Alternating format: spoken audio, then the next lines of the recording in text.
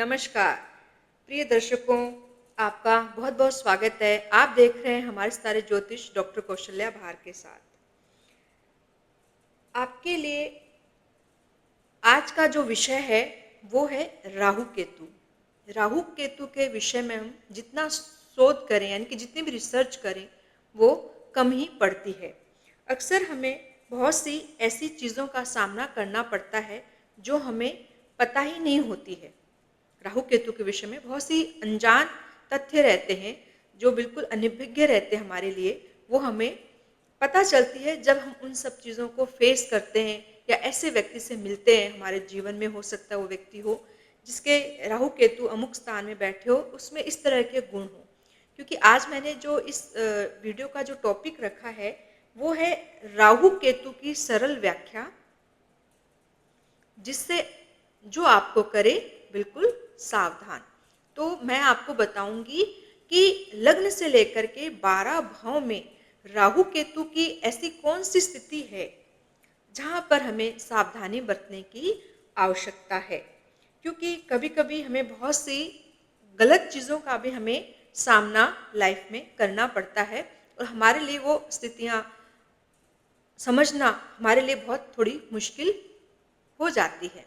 तो इसके लिए हो सकता है कि आपको ये वीडियो काफ़ी हेल्पफुल हो, काफ़ी कुछ आपके लिए अच्छा साबित ये हो सकता है। तो शुरू से लेकर आखिर तक इस वीडियो को ज़रूर देखिए कि आपके लिए राहु केतु आपकी कुंडली में कहाँ विराजमान है, या आपसे जो रिलेशन रखते हैं जो भी व्यक्ति, आपके फ्रेंड्स जो भी हैं, उनकी कुंडली में राहु केतु कहाँ बैठे हैं और किस तरह का वो प्रभाव दे रहे हैं। ठीक है, तो बहुत ही अच्छा वीडियो बनने वाला है, आप इसको जरूर सुनिए। आपको लग्न से 12वें भाव तक मैं बताऊंगी कि लग्न से लेकर के 12वें भाव तक कैसा प्रभाव रहेगा। तो सबसे पहले ये बात कर लेते हैं कि लग्न में यदि राहु केतु हो, जैसा कि मैंने बोर्ड पे आपके सामने लिखा है कि लग्न में यदि राहु केतु हो तो किस तरह का प्रभाव देंगे। क्योंकि ये राहु और केतु दोनों का एक मिला जुला मैं आपके सामने एक रिजल्ट लेकर के आई हूँ। क्योंकि देखिए, राहु और केतु वैसे तो बिल्कुल विपरीत दिशा के ग्रह होते हैं, दोनों में एक जैसे गुण धर्म नहीं होते हैं, लेकिन कुछ ऐसे गुण धर्म जो राहु में भी होते हैं और केतु में भी होते हैं, उन सब का मैं निचोड़ लेकर के आपके सामने प्रस्तुत हुई हूँ। यदि आपको ये मेरी जानकारी अच्छी लगे तो आप इस वीडियो को आप लाइक कर सकते हैं और मेरे चैनल को यदि आप नए हैं तो ज़रूर सब्सक्राइब कीजिए। चलिए शुरू करते हैं। यदि लग्न में, जो कि मैंने आपके सामने लिखा है राहु केतु, ये लग्न है कुंडली का, यदि यहाँ राहु केतु होते हैं तो किस तरह का प्रभाव रहेगा। देखिए, लग्न में राहु केतु हो तो जातक कहें तो व्यक्ति हमेशा स्वयं प्रधान होता है। वो हमेशा अपनी बातों को प्रधानता देता है और केवल अपने फायदे की बात को सोचेगा। वैसे तो आधुनिक समय में सभी व्यक्ति अपने विषय में सोचते हैं, अपने फायदे की बात सोचते हैं, लेकिन यदि कुंडली के लग्न में राहु केतु बैठे हैं तो ऐसा जातक विशेषकर अपने विषय में ज़्यादा सोचता है, अपने फायदे के लिए सोचेगा। सावधानी यहाँ पर हमें ये बरतनी चाहिए कि जब हम इनसे डील करें तो हम इसका विचार अवश्य करें कि ये व्यक्ति अपने को ज़्यादा प्रायोरिटी देने वाला है। ठीक। दूसरी बात, यदि दूसरे भाव में, दूसरा भाव होता है कुंडली का ये भाव, यदि इस भाव में राहु केतु हो तो ऐसे जातक की वाणी आपको कभी कभी कष्ट पहुंचा सकती है और अलग थलग होकर के ये अपना साम्राज्य खड़ा करना ज़्यादा पसंद करते हैं। और धन के मामले में ये ज़्यादा ग्रीडी हो सकते हैं, मतलब कि थोड़े से धन को लेकर के बहुत ज़्यादा ये व्यक्ति लालच की ओर हो सकते हैं। इनका ध्येय धन इकट्ठा करना जीवन में हो सकता है। ठीक है, इनमें विशेष, वैसे तो सभी में ऐसी भावना होती है, लेकिन इनमें विशेषकर ये भावना पाई जाती है। फिर बात है कि तीसरे भाव में, ठीक है, यदि तीसरे भाव यानी कि इस भाव में यदि राहु या केतु हो तो क्या सावधानी बरतनी चाहिए और क्या किस तरह की इनमें खूबी होती है। तीसरे भाव के राहु केतु व्यक्ति को थोड़ा चतुर बनाते हैं, कनिंग कह सकते हम। ठीक है? इनको अपने कार्य बड़ी कुशलता से बनाने आते हैं। बड़ी कुशाग्र बुद्धि लगा कर के ये अपने कार्य ज़रूर बनाते हैं। नेटवर्किंग इनकी बहुत ही ज़्यादा शानदार होती है। ये मीठे बोल कर के अपने कार्य बना लेते हैं। तो हमें सावधानी बरतनी चाहिए कि ऐसा व्यक्ति किसी विशेष फ़ायदे के लिए तो ये कोई अपना कार्य निकलवाने के लिए तो नहीं कर रहा है। यदि तीसरे भाव में राहु केतु हो तो व्यक्ति में इस तरह की क्वालिटी ज़रूर देखने को मिलती है। फिर बात होती है कि चतुर्थ भाव यानी कि ये भाव, इस भाव में यदि राहु केतु हो तो व्यक्ति थोड़ा चालाक और धूर्त किस्म का हो सकता है। इस व्यक्ति पर विश्वास करना थोड़ा मुश्किल होता है और विश्वास ज़्यादा ऐसे व्यक्ति पर नहीं करना चाहिए। ये अपने फायदे को निकलवा करके आपको धोखा ज़रूर दे सकता है भविष्य में, ठीक है? समय पर आपको ये धोखा ज़रूर दे देते हैं और झूठ बोलते हैं। इनकी एक खूबी और भी होती है कि इनकी इच्छा ये होती है कि दूसरे की संपत्ति पर हम अपना अधिकार जताएं, ठीक है? ये जल्दी-जल्दी धनी बनना पसंद करते हैं। ये जुआ सट्टा भी ज़रूर ऐसे व्यक्ति खेल सकते हैं और इसीलिए ऐसे व्यक्ति अपने जीवन में ग्रोथ या राइज बहुत जल्दी कर लेते हैं। बात है फिफ्थ हाउस की। पंचम भाव में राहु केतु हो इस भाव में तो किस तरह का सावधानी हमें बरतनी चाहिए या कहे तो जातक में किस तरह का गुणधर्म रहता है। पंचम के राहु केतु व्यक्ति में अभिमान की भावना विशेषकर भर देते हैं।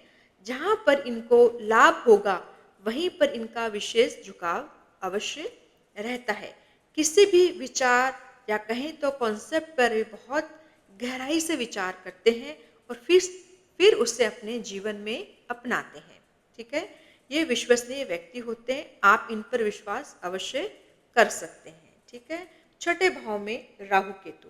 छठे भाव के राहु केतु, ये भाव है छठा भाव। यदि यहाँ राहु केतु हो तो छठे भाव के राहु केतु कैसा व्यवहार देते हैं या कैसी हमें सावधानी बरतनी चाहिए। छठे भाव में राहु केतु एक ऐसे व्यक्ति कहें तो ऐसे व्यक्ति के आप ऐसे व्यक्ति हो सकते हैं या ऐसे व्यक्तित्व को जन्म देते हैं या ऐसे व्यक्तित्व के मालिक आपको बनाते हैं जिन्हें या तो बहुत शत्रुता का सामना करना पड़ता है या फिर इनके जीवन में किसी से कोई शत्रुता रहती ही नहीं है, ऐसा भी देखने को आता है। इनमें त्याग की भावना विशेषकर होती है। इन्हें सांसारिक चीज़ों से, जो भी भौतिक सुख आदि हैं, घर है, लग्जरियस गाड़ियाँ हैं, इनसे इन्हें विशेष मोह नहीं होता है। समय आने पर ये उनका त्याग करना भी पसंद कर लेते हैं, ठीक है? अब है कि सप्तम भाव में राहु केतु की स्थिति क्या कहती है। सातवें भाव में राहु केतु वैचारिक मतभेद को जन्म देते हैं। पृथक होना इनकी प्रवृत्ति होती है। नवीनता इन्हें विशेष प्रिय होती है। विवाहेतर संबंध यानी कि एक्स्ट्रा मैरिटल अफेयर्स भी ऐसे राहु केतु दे देते हैं। हो सकता है, जरूरी नहीं है कि सभी के हो, लेकिन यहाँ पर बैठे राहु केतु इस तरह की जन्म जात गुण धर्म भी व्यक्ति में दे सकते हैं, ठीक है? जीवन में संतोष की कमी देखी जाती है। इनमें बहुत ज़्यादा जल्दबाजी की प्रबलता रहती है। इन्हें बहुत कुछ जल्दी में चाहिए होता है। इन्हें हमेशा कुछ ज़्यादा मात्रा में भी चाहिए होता है। घर है तो घर अधिक मात्रा में चाहिए, मतलब एक घर से इनका नहीं होगा, 2-3 घर होने चाहिए, बहुत ज़्यादा संपत्ति हमारे पास होनी चाहिए और हमारी स्पाउस भी है, उनके अंदर में बहुत सारे गुण होने चाहिए। इस तरह की गुण धर्म सातवें भाव के राहु केतु आपको दे देते हैं। अष्टम भाव के राहु केतु कैसा प्रभाव देंगे। अष्टम भाव ये बनता है कुंडली में, ये भाव जो है अष्टम भाव है। इस भाव में जब राहु केतु आते हैं तो आपको लंबी बीमारियों के भी शिकार बना देते हैं। मतलब आपके जीवन में आपको लंबी बीमारियों से जूझना पड़ता है और पारिवारिक विवाद से भी आपको ये जोड़ देते हैं। कहीं न कहीं आप पारिवारिक विवाद में जरूर उलझते हैं। गुप्त सिद्धियों से आपको जोड़ेंगे। हो सकता है आपको सिद्धि प्राप्त करनी या कहीं कह सकते हैं कि गुप्त विद्याएं जो है उन सब में आपको बहुत अधिक इंटरेस्ट हो सकता है आपका उस तरफ में झुकाव अवश्य हो। आप एक तरह से जासूसी करने वाले व्यक्ति भी होते हैं। लोगों की गुप्त बातें आपको जानना बहुत ज़्यादा पसंद होता है। नवम भाव में, नवम भाव, ये भाव, नवम भाव में यदि राहु केतु आते हैं तो आप अपनी परंपराओं से जुड़कर चलने वाले व्यक्ति होते हैं। ऐसे व्यक्तियों को समय आने पर बदलना ये पसंद नहीं करते हैं और यही इनकी जीवन में सबसे बड़ी कमी बन जाती है, क्योंकि सिद्धांतों के ऊपर चलते चलते ये अपने जीवन के आखिरी पड़ाव में थोड़ा कष्ट जरूर पाते हैं। ठीक है, हो सकता है उनकी संतान की तरफ से कष्ट हो सकता है कि उनके भाई बंधु या उनका जो कार्यस्थल है वहां से भी उनको कष्ट की प्राप्ति हो सकती है। 10वें भाव के राहु केतु, ये भाव है 10वां भाव। इस भाव में यदि राहु केतु होते हैं तो ये आपसे छल करवाते हैं। चिकनी चुपड़ी बात करके व्यक्ति को काम निकलवाना पसंद होता है, या आप कहें तो दूसरे व्यक्तियों से ये अपना काम निकलवाते हैं चिकनी चुपड़ी बात करके। आपकी ये विशेष खूबी रहती है। समय आने पर बदला लेना आपको बहुत प्रिय होता है, विशेष प्रिय होता है। समय आने पर आप सामने वाले से या अपने प्रतिद्वंदी से, शत्रु से बदला लेना विशेषकर पसंद करते हैं।